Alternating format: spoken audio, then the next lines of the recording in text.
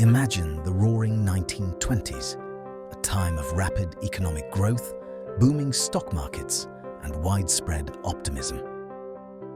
Yet beneath this prosperity, financial instability was quietly building.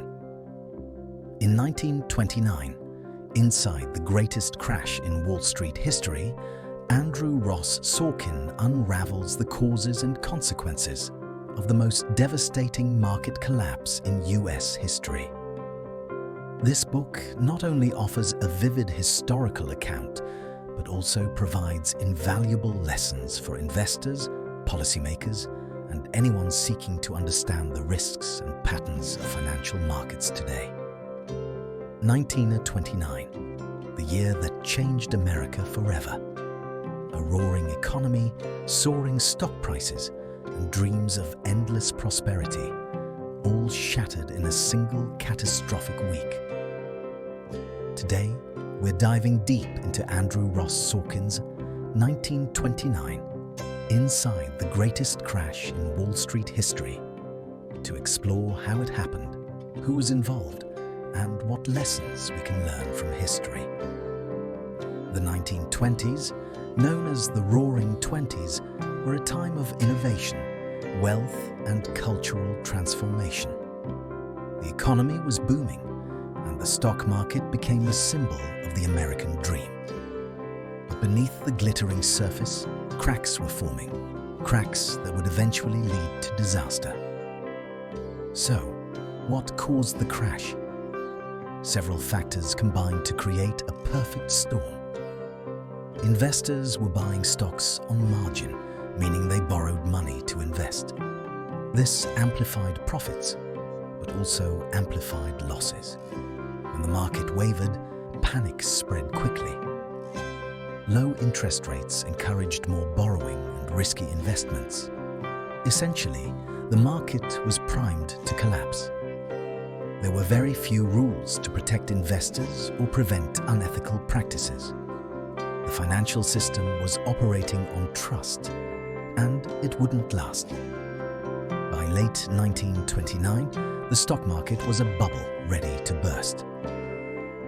Sorkin's book introduces us to the people at the heart of the crash. Jesse Livermore was a legendary trader who made and lost fortunes, embodying the speculative spirit of the era. Richard Whitney, vice president of the NYSE, tried to stabilize the market, but couldn't stop the inevitable. Carter Glass was a politician whose actions reflected the government's limited understanding of market dynamics at the time. These figures' decisions, some heroic, some reckless, shaped the fate of millions of Americans. The crash came in two dramatic waves: Black Thursday, October 24th, and Black Tuesday, October 29th.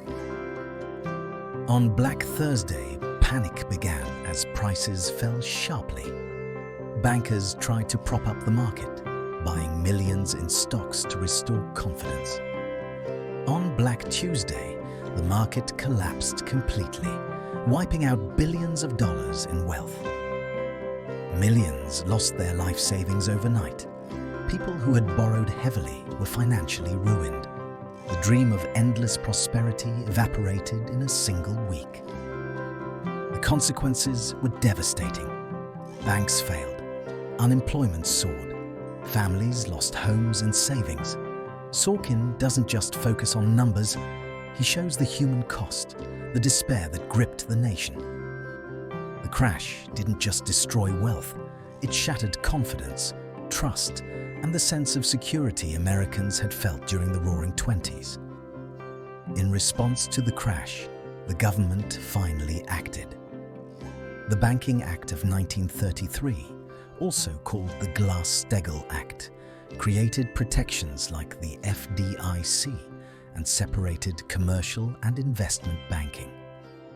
Sorkin emphasizes that these reforms were crucial for restoring trust in the financial system. But he also warns that the same mistakes, speculation, poor oversight, and excessive risk-taking, can happen again. The story of 1929 isn't just history. It's a lesson for the present. Markets can be unpredictable. Excessive optimism can blind even the smartest investors. And history has a way of repeating itself if we're not careful. By studying the crash, we can understand the importance of financial literacy, regulation, and caution. Lessons that remain relevant almost a century later.